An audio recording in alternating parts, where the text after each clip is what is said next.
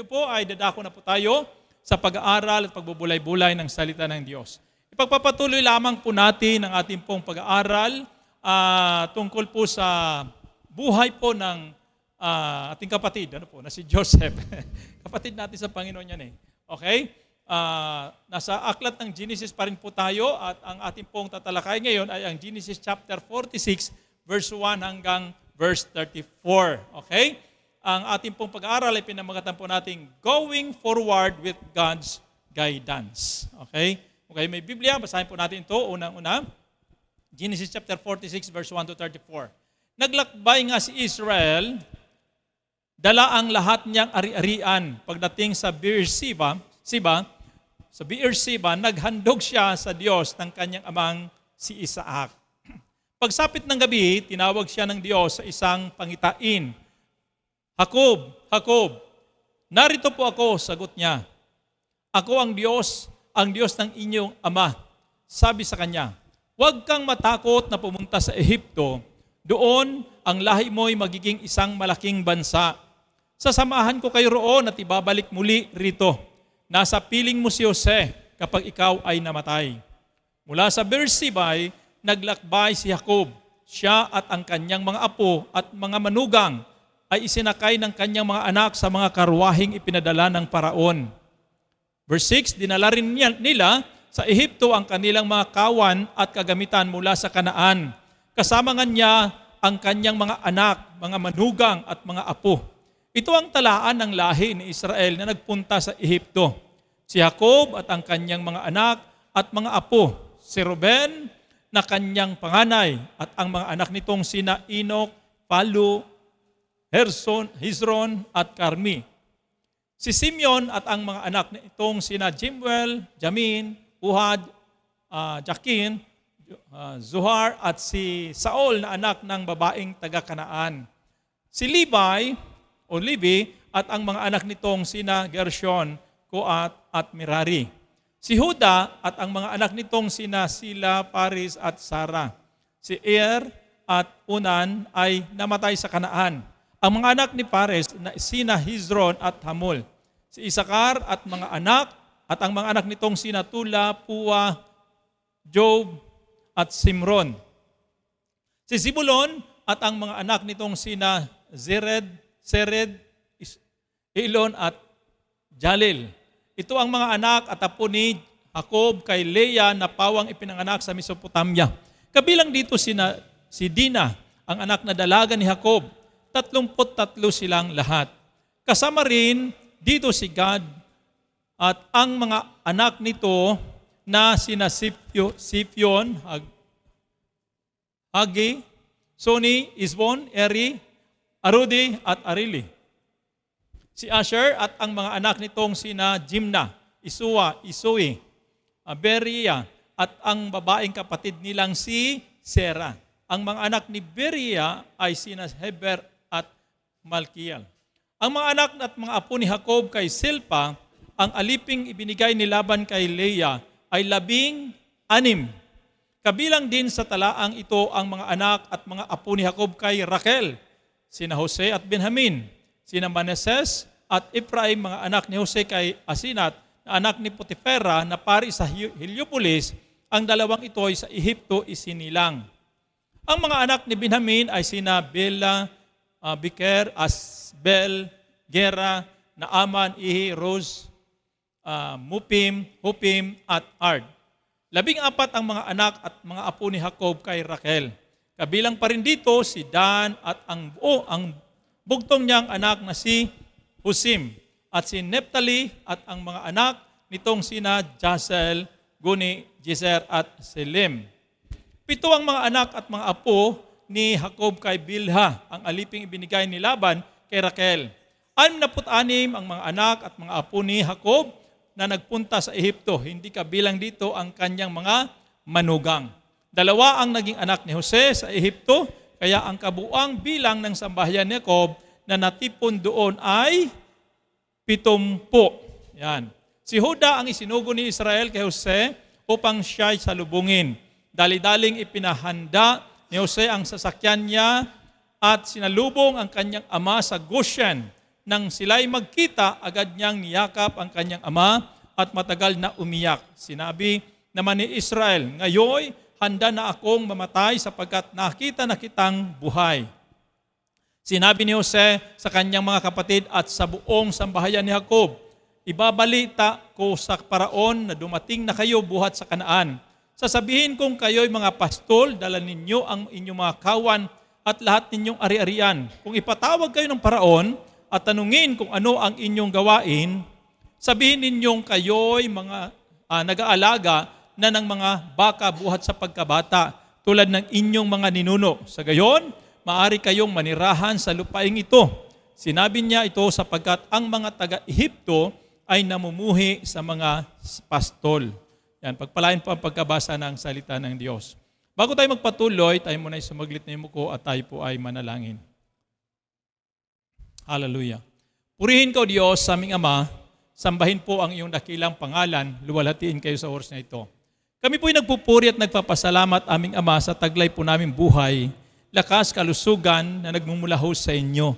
Salamat po dahil sa umagang ito ay narito kami upang ikaw ay aming purihin, sambahin, luwalhatiin, dakilain, parangalan o Diyos sa aming mga buhay. Salamat po dahil binigyan mo rin kami pagkakataon upang tunghayan ang iyong mga salita, pag-aralan ito, pagbulay-bulayan ito, at pagkunan, Panginoon, ng mensahe na nais mong iparating sa buhay ng bawat isa po sa amin. Muli, sa umagang ito, aming Ama, ang aming pong panalangin, pagharian nyo kami, samahan nyo kami, ang Banal na Espiritu ang mamayani sa aming kalagitnaan at pagpalain mo, Diyos, sa aming Ama, ang aming pong pag-aaral na ito. Hayaan mo na maging maayos po ito, maging matagumpay po ito, aming Ama. Ang lahat na ito ay samot dalangin namin sa inyo sa pangalan ni Jesus. Ang lahat ay magsabi ng Amen. Purihin po ating Panginoon. Sige po, palakpakan natin ang Diyos sa umagang ito. Okay? So, mahaba po yung ating pong binasa po sa aklat po ng Genesis chapter 46. Ito ay kasaysayan tungkol sa paglalakbay ni Jacob patungo po mula sa Kanaan patungo po sa Ehipto. So, maaring napansin po natin doon sa ating pong binasa na mayroon pong binanggit na Jacob, tapos minsan binabanggit po Israel. Si Jacob at saka si Israel ay isa lamang. Para po doon sa mga bago, hindi pa nyo kabisado at alam po ang kwento, si Jacob, siya po yung apo ni Abraham. Si Abraham, mula kay Abraham, nagkaanak po siya at ang anak niya ay si Isaac. Tapos pagdating kay Isaac, nagkaanak po siya, yun ho ay si Jacob. So ngayon, kung ating pong titingnan, si Jacob ay, ang ibig sabihin po ng Jacob ay, ano ibig sabihin ng Jacob? Mandarambong o kaya mandaraya. Kaya pinalitan ho ng Diyos ng pangalan at ang pangalan ay ginawang Israel. Kaya doon po nagsimula ang bayang Israel. Okay? Mula doon sa 12 na anak po ni Jacob, doon po nagsimula yung bansang Israel. Okay, dito sa ating pong kwento na binasa, sila po nung una ay nanirahan po sa Kanaan. Sapagkat yung Kanaan, ito yung lugar na pinamana, ibinigay ng Diyos kay Abraham, na tinirhan po ni Abraham, tinirhan po ni Isaac, at ngayon sa panahon po ni Jacob. So nasa panahon na ho ni Jacob na kung saan sila po ay nanirahan doon sa Kanaan, pero dumating sa punto na sila po ay umalis din po sa Kanaan at napunta po ng Ehipto. Dahil nga doon ang dahilan ay dahil po doon sa tagutom. Yan, nagkaroon ng severe famine. Kaya nung sila po ay napunta sa Ehipto, iniwan nila yung lupain na ibinigay sa kanila ng Diyos. Pero may pangako ang Panginoon. Sabi ng Diyos sa kanila, ibabalik kumuli kayo rito. Yan, pero kung ating pong titinan, it takes 400 years bago po sila nakabalik muli sa Kanaan. Okay? So ito, sa ating pong pag-aaral sabi ito, yung Genesis chapter 46, it records Jacob's journey from Canaan to Egypt. Ito yung kasaysayan ng pagtalakbay ni Jacob mula sa Kanaan patungo sa Ehipto. Pero kung ating napansin po yung ating pong binasa ho kanina, sabi nga, before taking this major step, bago siya naglakbay, si Jacob, sabi ito, Jacob sought God, trusted God's promises, and followed God's direction. Yun ang ginawa ni Jacob. Ano ginawa niya? Siya muna, bago siya tumuloy, siya muna ay hinanap muna niya ang Diyos. He seek God. Tapos ang ginawa niya, nagtiwala siya sa pangako ng Diyos at sinundan niya ang direksyon ng ating pong Panginoon. Kaya nga ho, itong talata, itong chapter na ito, ito'y nagtuturo sa atin bilang mananampalataya kung paano tayo mag-move forward when God is leading us. Kapag tayo po'y mayroon pong mga plano, may mga ginagawa, may mga nais gawing hakbang sa ating pong buhay, itong chapter na ito ay nagtuturo sa atin, na bago tayo tumungo sa paglalakbay, ay kinakailangan sundan natin ang mga ginawa ho ni Jacob, na kung saan siya ho ay hinanap niya muna ang direksyon mula ho sa Diyos. So bilang mananampalataya, ang gusto nating sabihin dito ay, hindi po pwede na tayo po ay magpapasya ng kagustuhan lang talaga natin. Na wala ho ang direksyon ng ating pong Panginoon. Kailangan natin lagi sumangguni talaga sa Diyos. Kaya nga yung ating pag-aaral, going forward with God's guidance. Diba? Yung pagsulong po natin, kinakailangan lagi po tayong pinapatnubayan ng Diyos. Ngayon sa ating pag-aaral, ay meron po tayong tatlong pag-uusapan. Una, sa verse 1 hanggang verse 4, ito po yung nakalagay, consult God before you go. Genesis chapter 46, verse 1 hanggang verse 4, kung saan si Jacob, iyon ang kanyang ginawa. Kaya nga sabi roon, so, Israel na po ang ginamit, Israel, pag sinabi Israel, si Jacob din po yon. So, Israel set out with all that was his and offered sacrifices to the God of his father Isaac.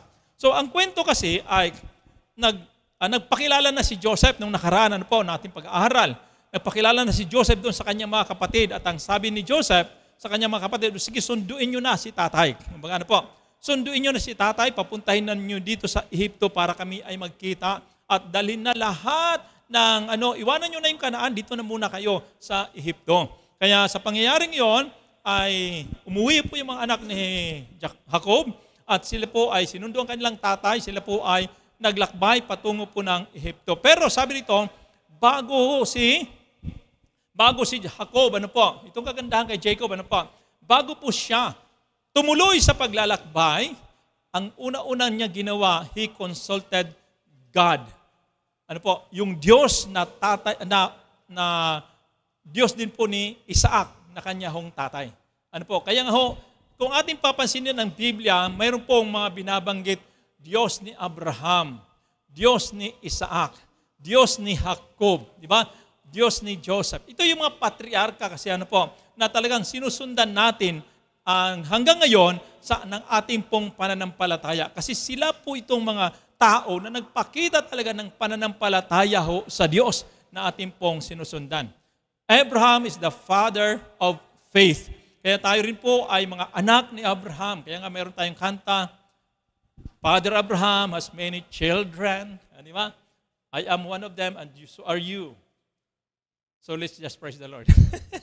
Di ba? Meron tayong ganon. Ang kanta. Kaya ibig sabihin na ito pong mga our forefathers po natin, sina Abraham, Isaac, Jacob, bagamat hindi tayo mga Israelita, pero gayon pa man, dahil kay Jesus, tayo po ay naging kalahi po nila. So ito po si Jacob, bago siya pumunta ng Kanaan, ng Ehipto, siya muna ay nag-sacrifice, He offered sacrifices to God, the Father of his, the God of his father, na wala iba kundi si Isaac, Kaya sabi nito, before Jacob moved, he worshipped and sought God's guidance. Yan ang kagandahan kay Jacob. Bago siya tumuloy, bago siya nagpatuloy, bago siya gumawa ng hakbang, anong ginawa niya? Sumamba muna siya sa Diyos at hinanap niya ang patnubay ng Diyos sa kanya hong gagawin ito na paglalakbay. Mga kapatid, there are times kasi sa atin, pag sinabi natin, pag ginusto natin, gusto lang talaga natin. Basta tayo po, pag mayroon tayong napagpapasyahan, mayroon tayong gustong marating, makamit sa buhay, hindi man lang natin minsan kinukonsulta ang Diyos. Sino kinukonsulta natin? Minsan sarili lang natin, ako na to, kaya ko to. Minsan ganun, O kaya naman, kapitbahay natin, kaya yung mga trusted people. Pero minsan nakakalimutan natin na mayroong Diyos na siyang may mahigit na plano sa ating buhay na dapat nating konsultahin doon sa lahat ng ating pagpapasya sa buhay. Okay? Kaya nga si Jacob, nung siya po'y kumonsulta sa Panginoon, ang Diyos ba'y sumagot? Yes. Okay, mayroon pong 3 sagot po ang Panginoon sa kanya. Una, a word of comfort. Kaya nga sabi ng Panginoon sa kanya, sa verse 3, do not be afraid. Jacob, di ba, naghandog siya sa umaga, kinagabihan, kinausap siya ng Diyos sa panaginip. At ang sabi ng Diyos sa kanya, Jacob, huwag kang matakot. Do not be afraid. Iyon ho, ang mga salitang iyon, kasi at that time, maaaring sabihin po natin na si Jacob ay nagdadalawang isip din na pumunta sa Ehipto sa kadahilanan yung taga-Kanaan at saka Egyptians, hindi po sila in good terms. Sila po ay magkaaway. Bakit?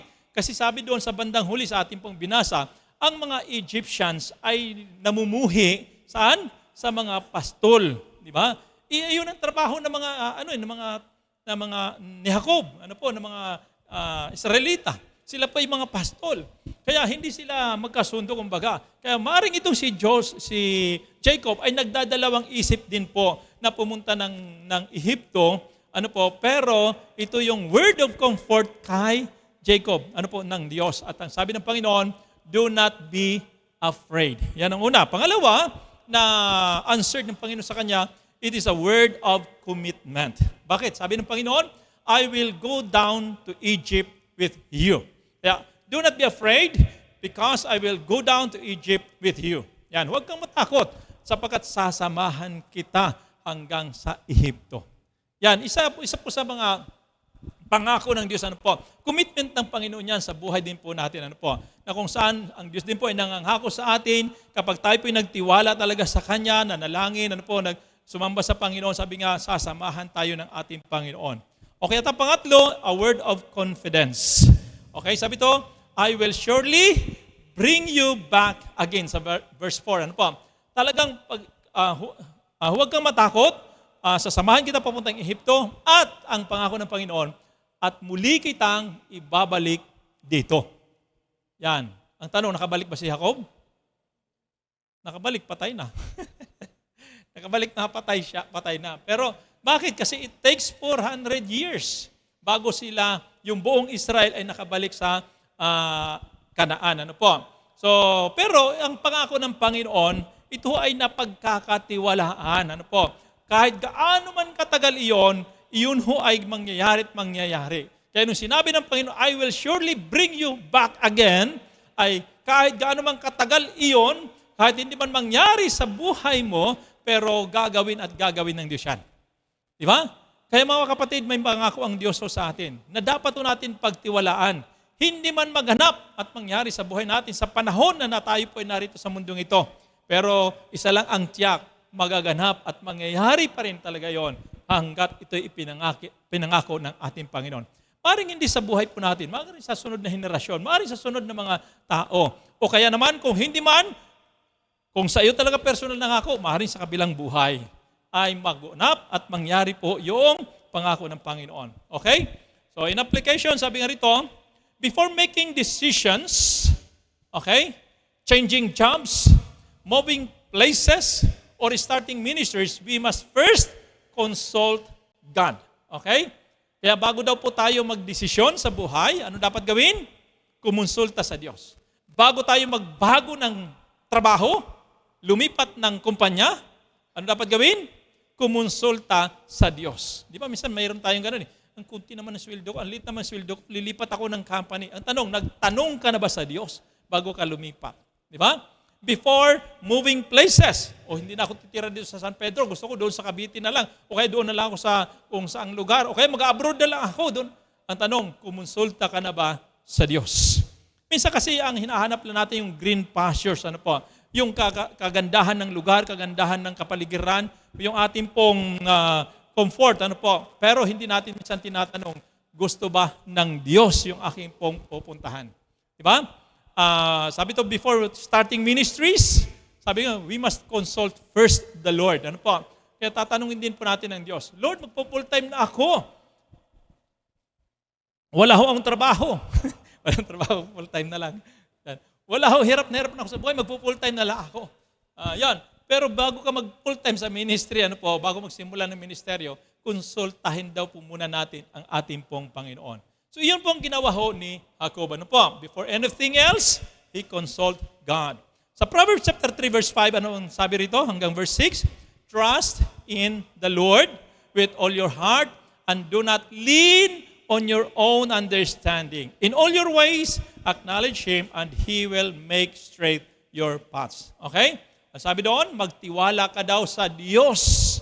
At itutuwid niya ang iyong landas. Itutumpak niya ang iyong lakarin sa buhay. Magiging maayos. Huwag kang manangan sa iyong sariling karunungan. Magtiwala ka sa ating Panginoon sa lahat ng iyong lakarin at itutuwid ka ng ating pong Panginoon. So yun ang una, before any decisions, we must first consult the Lord. Sabihin po natin sa ating katabi, consult the Lord first. Yan, di ba? Bago lahat, kinakailangan laging konsultahin talaga ang Diyos. Di ba? Dahil kapag hindi natin kinonsulta ang Diyos, maaaring maging palpak minsan yung mga desisyon natin sa buhay. Pero kapag kinonsulta natin ang Diyos naman ay sumasagot, katulad kay Jacob. Sabi ng Diyos kay Jacob, anong kanyang pangako? Do not be afraid. I will go with you to Egypt and I will bring you back again here in Canaan. So pangalawa sa ating pag-aaral, letter C, confide in God's plan along the way. Verse 5 hanggang verse 27, sa Genesis chapter 46. Okay? Confide God's plan along the way. Sa Tagalog po yun ay magtiwala sa plano ng Diyos sa bawat hakbang na paglalakbay. Okay? So, sabi to, Jacob and his family obeyed God and journeyed to Egypt trusting His promises. So, hindi lamang si Jacob kasi dito ang nag-iisa kundi sabi dito buong pamilya niya. Buong pamilya mula sa kanya, bilang si Jacob, patungo sa kanyang mga anak. Ilan ang anak ni Jacob? 13. 12 lalaki at mayroong isang babae, si Dina. Pagkatapos ni Dina, wala na kasi hindi na nanganak. Ayun, 13 sila. May isang babae, hindi lang po natin gaanong kilala. Pero binanggit din dito kanina sa ating binasa, di ba? Sabi doon, dalaga pa ho siya. Babaeng dalaga. Okay? So, mula kay Jacob, patungo sa kanyang mga anak, pati sa mga apo, hanggang sa apo sa tuhod, ay dala-dala po ni Jacob lahat ang kanya pong mga pamilya, kasama po doon yung kanyang lahat ng mga ari-arian, mga kawan, ay kasama po nila. Naglakbay po sila patung Ehipto na dala-dala niya ang pagtitiwala sa pangako ng Diyos. Okay? So itong section na ito, sa Genesis chapter 46, verse 5 hanggang verse 27, ito yung nagtuturo sa atin, unang-una, that God's plan is often larger than we can see. Na ang plano daw ng Diyos ay madalas higit na mas malawak pa kaysa doon sa ating nakikita, natatanaw. Di ba? Minsan ang natatanaw natin, kapiraso lang Di ba? Pero hindi natin nakikita ang lawak pa pala ng plano ng Diyos. Di ba? Ang plano lang ni Jacob sa pagpunta niya actually sa Ehipto ay makita lang ang kanyang anak na si Joseph sapagkat na-surprise siya na ang anak niya ay buhay pa pala. Ang alam niya, patay na dahil nung ibinigay sa kanya yung damit ng kanyang mga anak na mga lalaki, punit-punit na, tapos nakatubog pa sa dugo. Kasi ang pagkaunawa talaga ni Jacob, nilapa na yung kanyang anak ng mabangis na hayop ng lubo. Pero by this time, nung nalaman niya, buhay pa. Kasi sabi ni Judah, na nag-ulat po sa kanya, tay, buhay pa po si Joseph. Doon na surprise po si Jacob. Hindi siya makapaniwala, natulala ho siya. Pero nung nakita ho ni Jacob na yung kanyang anak ay nagsasabi ng totoo at nakita niya yung mga karwahe na pumunta ho doon sa Kanaan, na pinadala ni Paraon, doon siya ho naniwala na totoong buhay pa si Joseph. Kaya ang kanyang plano actually ay pumunta sa Ehipto para i-meet lang, para magkita lang sila Katagpuin lang ang kanyang anak na si Joseph. Pero, hindi niya alam, ang plano ng Diyos ay sobra-sobra. Alam niyo kung anong plano ng Diyos sa kanila? Pupunta sila sa Egypto para, unang-una, alagaan sila doon. Pupunta sila sa Egypto para sila ay makasumpong ng greener pasture. Ano po? Pumunta sila sa Egypto para doon sila ay palakihin ang kanilang lahi. Payamanin sila sa Egypto. Actually, ano po? Kaya may plano, higit na dakila ang plano ng Diyos sa kanila. Okay? Pangalawa, sabi ito, ito'y nagtuturo din po that God's purpose unfolds through generations. Ano po? Tuturo ito, itong section na ito, ano po, na ang layunin ng Diyos o plano ng Diyos, ano po, ay naihahayag habang lumilipas po ang mga henerasyon. There are times, ano po, na ang nakikita natin ay yung kasalukuyan lamang nating buhay. Kaya minsan nakatanaw lang ho tayo doon sa kasalukuyang kaganapan at pangyayari sa ating pong buhay. Kaya minsan nag-struggle tayo, minsan ginagawa natin ang lahat para ho magtagumpay, para magawa ho natin kung ano mang ating magagawa. Pero minsan, kahit mahirap na solusyon, ano po, kumbaga sa ano ay pinapatuso na ho natin minsan, basta masolusyonan lang ang kasalukuyan. Pero hindi natin minsan nakikita yung kinabukasan. Yung kinabukasan na napaka-importante. Na kahit man tayo ay magsakripisyo ngayon, ang idudulot nito sa kinabukasan ang pinakamahalaga. Kaya dapat ang iniisip po natin, hindi lamang for our own benefits ngayon sa kasalukuyan, kundi para sa susunod pang henerasyon. Mga kapatid, halimbawa sa ating pong iglesia, bakit natin pinapaganda ang church natin? Gusto natin maging maganda. Hindi lamang ito para sa atin ngayon sa kasalukuyan. Para po sa mga susunod na henerasyon. Na pagdating ng panahon, kapag wala na tayo, wala na kami ng mga matatanda. Matatanda kung makapagsalita. Kapag wala na kami, kayo na mga kabataan, mayroon kayong masasabing simbahan na inyong pupuntahan. Kaya ang preparasyon namin ay para ho sa inyo. Di ba? Ang plano namin ay hanggang dito lang. Ang plano na maaaring ang iniisip nyo ay hanggang dito lang, pero ang iniisip namin ay hanggang sa darating na panahon pa. Kaya mga kabataan, ang sinasabi po natin, makipag-cooperate po kayo sa mga planuhin po ng simbahan dahil kayo ho ang makikinabang sa plano namin ngayon. Ito ay para din po sa inyo. Okay? So, tandaan natin mabuti, ang nakikita natin minsan yung kasalukuyan lamang. Pero, tandaan natin, ang paghahayag ng Diyos ng kanyang plano ay hanggang sa mga henerasyon. Minsan, paglipas ng panahon, doon lamang nalaman natin, ay kaya pala nangyari ito noon kasi may plano pala ang Diyos at ito na nga ho ngayon. Ano po? Kaya mga kapatid, hindi agad-agad na inilalantad ng Diyos ang kanyang plano sa kasalukuyan sapagkat ang kanyang plano ay mayroon pong kanya itong ilalahad pagdating na ho ng panahon. Okay? Then pangatlo na itinuturo po, sabi ito, God's promises remain certain even when circumstances change. Okay? Tandaan natin na daw po ang mga pangako ng Diyos ay mananatili itong tiyak. Ganap ano po, kahit po magbago pa ang mga panahon, magbago pa ang kaganapan. Basta ang Diyos ay nagsalita, ito'y kanyang gaganapin at tutuparin talaga. Kaya huwag po tayong umasa, huwag po tayong magbago sapagkat alam po natin na ang Diyos ay hindi ho nagbabago.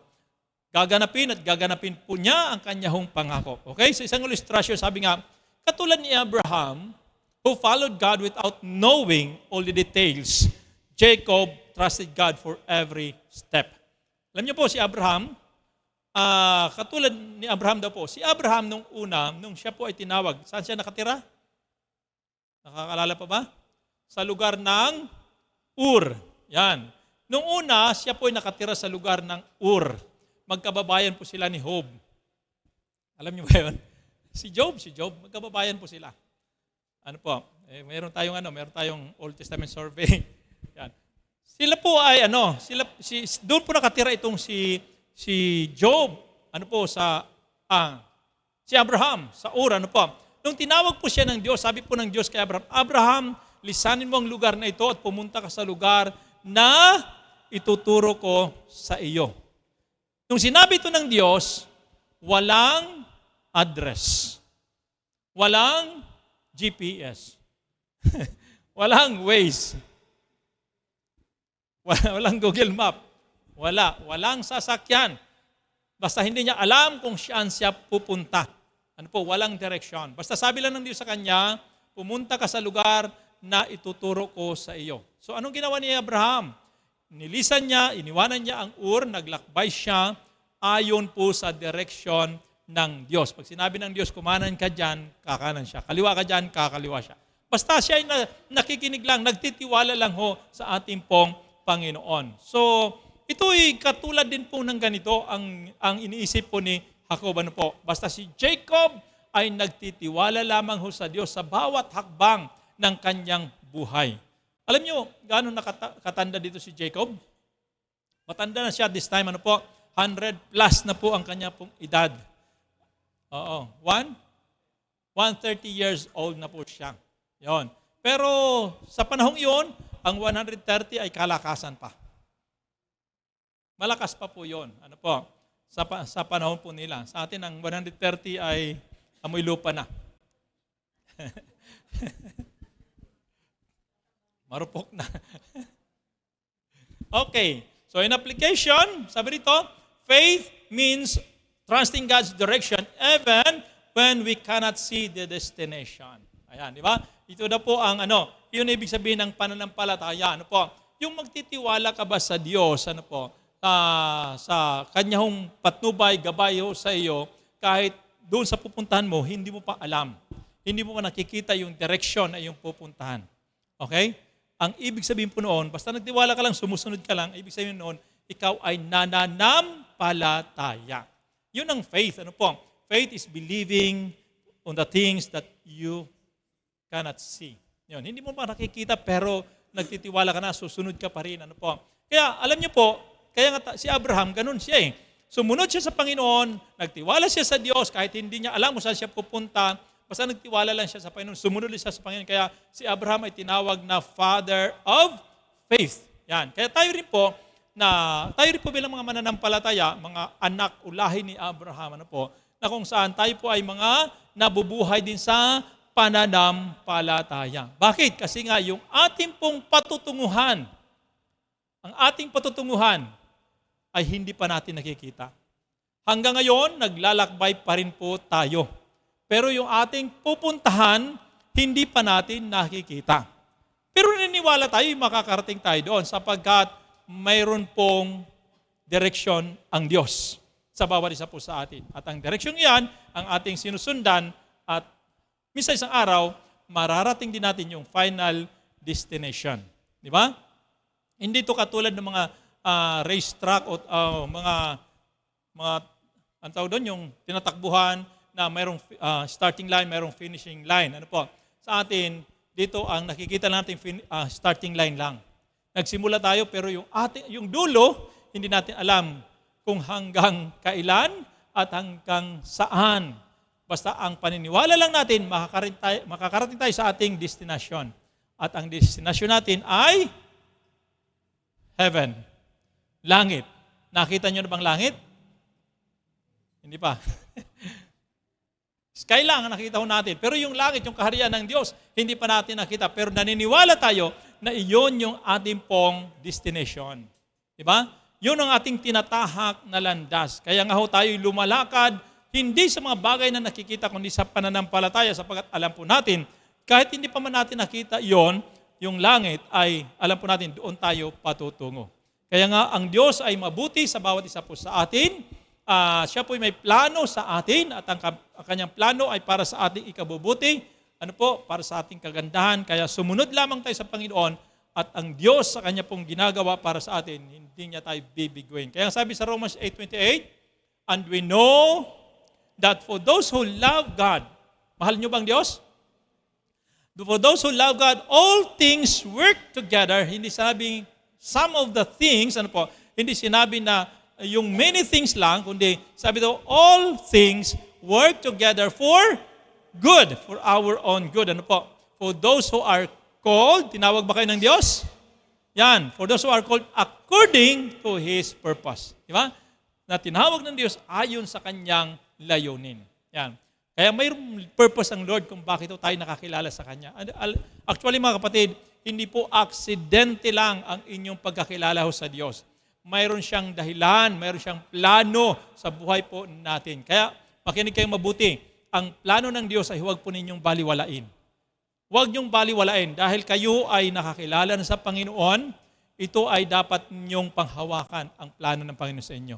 Manatili kayo sa Kanya hanggang sa matupad ang Kanyang ganap na plano sa bawat isa po sa inyo. Huwag kayong mawawala, huwag kayong tatalikod sa Diyos. Sabihin po natin sa ating katabi, huwag kayong tatalikod sa Diyos. Dapat pag kinakausap niyo yung kapwa, titingnan niyo sa mata. Huwag kayong mawawala sa Panginoon. Di ba? Alam niyo bakit? Kasi may plano ang Diyos sa bawat isa po sa atin. At ang planong iyon ay matutupad at matutupad. Once na kayo mawala, once na kayo tumalikod, mawawala ang plano ng Diyos sa buhay niyo. Kaya huwag niyong baliwalain. Kasi ang planong iyon, it is for our own good. Yan, para sa ating ikabubuti. Okay? Sa pangatlo po tayo. Sabi rito, continue in God's purpose wherever you are. Okay? Magpatuloy daw po tayo sa layunin ng Diyos kahit saan man tayo makarating. Di ba? May mga pagkakataon sa ating buhay. Ito, mababasa natin sa Genesis 46, verse 28 hanggang verse 34. Ano po? May mga instances sa ating pong buhay na natatakot ho tayo na magpasya o kaya pumapunta sa ibang lugar dahil po sa marami nating isinasaalang-alang sa buhay. Di ba? Kaya isa kami po ay nag-Bible study doon sa Rilok. Ano po, sabi, may mga kapatiran tayo doon na sabi nila, gusto nila magkaroon talaga ng sariling bahay. Kahit yung sa gobyerno na, yung tawag doon, yung relocation. Sa relocation na, i-relocate ulit. Yung pabahay talaga ng gobyerno. Sabi ko sa kanila, handa ba kayo na lumipat kung sakaling saan kayo gustong ilagay ng gobyerno? Nakahanda ba kayo? Basta huwag malayo. May kondisyon agad, di ba? Basta huwag malayo. Kasi ang iniisip nila, halimbawa, napunta ng Bulacan, napunta ng Cavite, doon kasi yung mga lugar na kung saan na may mga relocation Ano po? Ang iniisip ng iba, malayo. Di ba? Kaya nga kami ay nakabili ng bahay sa Cavite dahil nga yung bahay na yun, bahay yun ng mga na-relocate doon. Ibininta ho sa amin kasi malayo nga raw. Malayo sa Maynila. Ang iniisip naman, dapat ang isipin natin, kahit saan ka naroon, ano po, manatili ka lang tapat sa Panginoon at ipagpatuloy lamang yung purpose ng Diyos sa iyo. Wala hong malayo sa Diyos. Kung yung Cavite lang, o kung yung Taytay lang, o kung yung Bulacan lang ay hindi mo na marating, nalalayuan ka na, mas malayo ang langit. Mas malayo ang langit, baka hindi mo lalong marating. Di ba? Kaya mga kapatid, ang gusto natin sabihin, kahit saan ka man ilagay ng Diyos, halimbawa, basta may layunin sa may purpose ng Diyos, basta tinawag, siguraduhin mo lang na ito nga talaga ang plano ng Diyos sa iyo, kahit saan ka man ilagay ng Diyos, sabi nga, manatili ka lang sa layunin ng Diyos para sa iyo. Okay, ito na ho ang kwento. Joseph instructed his family to settle in Goshen where they could remain distinct as God's people. Kaya nung si Jacob, ay naglakbay papunta hong Egypt, sinalubong siya ni Joseph. At ang ginawa po ni Joseph sa kanila ay sila'y pinatira sa lugar ng Goshen. Sabihin po natin Goshen. Alam mo yung Goshen, ito ay isang lugar na parang Bagyo, parang Tagaytay. Parang gano'n, di ba? May mga lugar na kahit tagtuyot na sa ibang lugar, sa kanila ay malamig pa rin. Di ba? Kasi nga, yung bulubundukin siguro, kaya mahamog yung lugar na yun. Basta sabi ng Biblia, yung Goshen ay matabang lupa. Maganda hong lugar. Ayon, kaya sila po ay doon inilagay sa Goshen. Pero ang layunin at dahilan kung bakit sila ay doon inilagay ni Joseph, sabi to, para sila ay maging, where they could remain distinct as God's people. Para manapanatili nila ang kanilang identity as God's people. Ano po? Para mapanatili nila. Bakit? Kasi nga sa Ehipto, unang-una, maliban sa galit sa kanilang mga Egyptians, ang inisip ni Joseph, ayaw niya na ang kanyang kababayan ay mahawaan ng kultura ng mga Egyptians. Bakit? Kasi nga ang mga Egyptians, take note ha, hindi kumikilala sa Diyos ni Abraham. Hindi sila kumikilala. Marami silang mga Diyos-Diyosan sa Egypt. Kaya nga yung 10 plagues, yung salot, yung 10 salot, bawat salot doon ay Diyos ho ng mga Egyptians. Dinidiyos nila yon. Pati langaw, dinidiyos nila yon. Oo. Kaya mayroon po mga iba't ibang mga Diyos-Diyosan sila. Okay? So, kaya ayaw ni Joseph, na ihalo doon sa mga Egyptians yung kanyang mga kababayan. Kasi sila yung binukod, inilagay sa Goshen para ho mapanatili ang kanilang identity bilang mga tao ng Diyos. Okay? Ano pong purpose? Ito, God's purpose in Goshen. Mayroon pong 3 purpose. Ano po? Una, protection from harmful influences. Di ba? Para maprotektahan sila sa masamang influence. Baka ma-influensyahan kasi sila sa kultura ng Egyptians. Ano po? Baka mamaya dumating sa point na sila po ay sa halip na sumamba sa Diyos ng langit, na lumikha ng langit at lupa, baka sila ay sumamba sa mga Diyos-Diyosan. Yan. Kaya mahirap mga kapatid, tandaan natin mabuti, ang Ehipto ay larawan ng mundo. Tandaan natin mabuti yan. Ang Ehipto ay larawan ng mundo. Once na ikaw ay napahalo sa mundong ito, ma-impluwensyahan ng mundong ito, mapapalayo ka sa Diyos. Tandaan natin mabuti. Kaya nga ang sabi ng Romans 12 verse 2, do not conform to the pattern of this world, but be yet transformed by the renewing of your mind, so that you may know what the will of God is. Mga kapatid, sabi nga, tayo ay narito sa mundong ito. Wala tayong magagawa eh. Hindi pa tayo binukod ng Diyos eh. Pero, hindi pa tayo binukod sa mundo. Narito pa tayo sa mundo, pero sabi ng Bible, tayo ay hindi taga rito sa mundo. We are in this world, but we are not of this world. Tayo po ay mga taga-langit. Okay? Pero, habang tayo narito sa mundong ito, ingatan po natin ang ating sarili na ma-impluwensyahan ng mundo. Bakit? Kasi nga, pag na-impluwensyahan tayo, mapanganib po yon sa buhay po natin bilang Kristiyano. Kasi mayroon ho tayong identity as Christian. Ang ating pinaparangalan, walang iba kundi ang Diyos. Diba? Kaya dapat siya lamang ang dapat natin maparangalan sa ating pong buhay. Okay? So, one of the purpose kung bakit sila nilagay sa Goshen, for protection. Pangalawa, provision during the famine. Bakit? Maliban sa sila po ay kayang-kaya namang supplyan actually ni Joseph.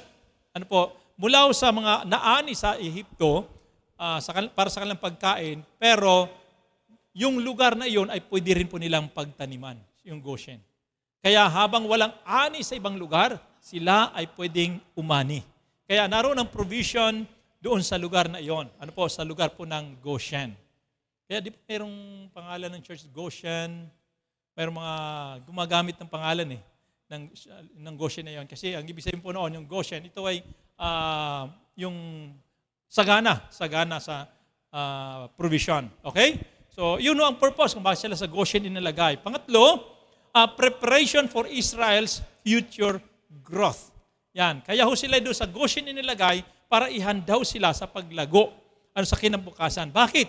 Kasi nga, hindi ho sila pansamantala, kundi pansamantagalan sa lugar po ng Goshen. Kaya nga, katulad sinabi ko kanina, 400 years po silang nanirahan sa lugar po ng Goshen. So loob ng 400 years, sa palagay nyo, ilang henerasyon na ang lumipas yon? At gaano nakalaki ang kanilang lahi? Kaya nga dumating nga sa point na sila'y kinatatakutan na ng mga Egyptians nung habang lumalaki na yung kanilang lahi sa Ehipto, doon sa Goshen. Kinatatakutan na sila ng Egyptian. Kaya nga dumating sa point na wala na si Joseph, wala na yung dating paraon, iba na namumuno, dumating sa punto na sa sobrang takot nila, baka sila'y kalabanin na ng mga Israelita, pinapapatay na nila pati yung mga bata. Di ba? Dumating sa punto ng gano'n na yung ipinapanganak, sabi nung paraon, lahat ng ipinapanganak, basta lalaki, anong gawin? Papatayin. Yung babae, buhayin. Basta lalaki, patayin, babae, buhayin. Ikawawa yung mga lalaki. Anong dahilan? Bakit pinapapatay yung mga lalaki? Kasi nga, ayaw nila na magkaroon ng mga mandirigma sa Israel. Kaya nga yung mga hilot, mga midwife na dalawa, sila'y sumuway. Kaya yun ay nangyari sa panahon na ni Moises. Kaya si Moises, nakaligtas po siya, hindi siya napatay. Bagamat sa panahon iyon, pinapapatay po siya, pero hindi siya napatay. Bago siya po ay iniligtas po ng ating pong Panginoon sa pamamagitan po. So alam niyo noon, sinong kwento sa buhay po ni ni Moises. Ayun. So actually, kung bakit sila naroon sa Ehipto, para ihanda lamang po ang Israel sa kinabukasan. Okay, kinakailangan doon sila magparami. Kasi kung sila po ay naroon sa Ehipto, halimbawa doon sa nahalo sa Ehipto, maaaring sila po ay tuluyan na magiging alipin o kaya magkalat ang kanilang lahi kung ano man ang mangyari sa kanila, pwede silang malipol kung sakali. Pero dahil dito, kasi nga alam po naman natin ang kwento sa Old Testament, ang kwento sa Old Testament ay digmaan, laging digmaan. Di ba? Puro labanan, ubusan ng lahi. Kaya ayaw ng Diyos na yung kanyang bayan ay malipol. Kaya kinakailangan lumago ito. Kaya nung nilagay sila sa Goshen, ito ay para po sa kinabukasan po nila. Okay? In application, sabi ito, God places His people in specific places for His purpose. Okay? Tayo po bilang mga anak ng Diyos, minsan inilalagay tayo ng Diyos sa isang lugar, specific na lugar, na mayroon pong layunin. Kaya mga kapatid, saan man tayong dalhin ng Diyos, huwag po nating isipin na tayo po ay aksidente lang nakarating. Tandaan natin mabuti, lagi may plano ang Diyos, may layunin ng Diyos, mayroon po siyang layunin kung bakit tayo ay inilalagay sa kung saan-saan. Di ba? Sa aking pagiging Kristiyano, wala akong plano na makarating po ng San Pedro. Pero may plano ang Diyos. Mula sa aming pong probinsya, wala ang planong pumunta ng Maynila. Wala akong plano pumunta ng Maynila. Ang alam ko lang, nung pagkatapos ko mag-aral, hindi pa ako nakagraduate, nalipat po ako ng aming lugar, napunta lang sa Tacloban dahil po sa kawalan. Naghanap lang ng trabaho. Dahil at that time, ay iniwanan na po ako ng aking pong mga kamag-anak, ng aking kapatid na tinitirhan. Hindi na ako nakapagtapos sa pag-aaral doon. So ngayon, naghanap ako ng trabaho. Pero pagdating sa Tacloban, ang inisip ko, hanggang doon lang sa Tacloban, maghanap lang ng trabaho. At least, kung uuwi man ako, mayroon pong bus na pwedeng sakyan pabalik. Pero hindi ko alakalain na tatawid pala ako ng dagat. Wala akong plano na pumunta ng Manila, pero ang Diyos ay may plano. Alam niyo po, hindi ko ginusto. Wala akong alam sa pangyayari. Basta ang sabi ng nung panahong yon, habang ako nasa Tacloban, napatira ako sa bahay po ng pastor. So ang nangyari, yung pastor ay naging tagapag-alaga ng 2 anak ng pastor.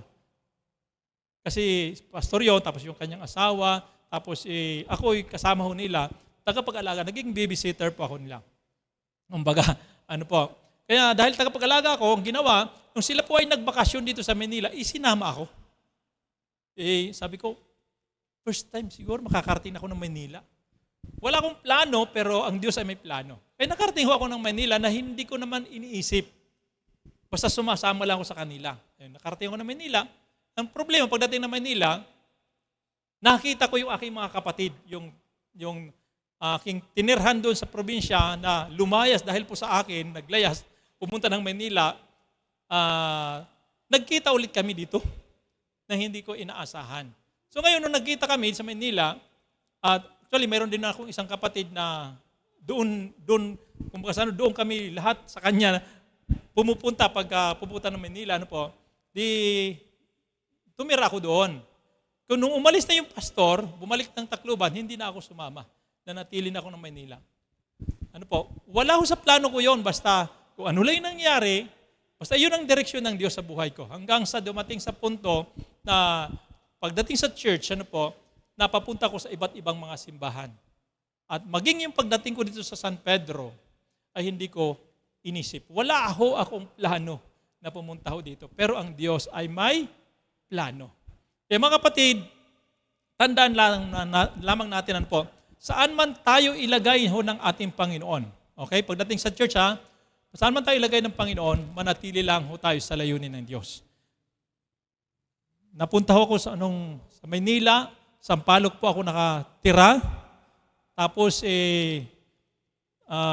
doon kasi yung church na inaatinan ko.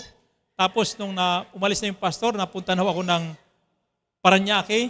Pero pag araw ng linggo, pumupunta pa ako ng Sampaloc para magsimba. Malayo po yon. Nagtatravel po ako. Tapos ngayon, nung pagdating nung nasa Parañaque na ako, dahil umuwi na yung pastor doon sa Tacloban, mayroon dumating na mga manggagawa na nag-invite naman sa akin sa isang church. Ang problema, ang church naman Manila ay mas malayo lalo sa Santa Ana naman. Pero nakarating pa rin ako ng Santa Ana. Kaya mula sa Santa Ana, Jesus is Word Christian Fellowship. Doon ako naging worker. Tapos nung napaalis ako doon, napunta ako sa Tinig ng Himala. Tapos from Tinig ng Himala, napunta na si Jesus the Giver of Life. Makati, tapos Pasay. Tapos mula sa Pasay, napunta ng Las Piñas. From Las Piñas, napunta rin sa San Pedro.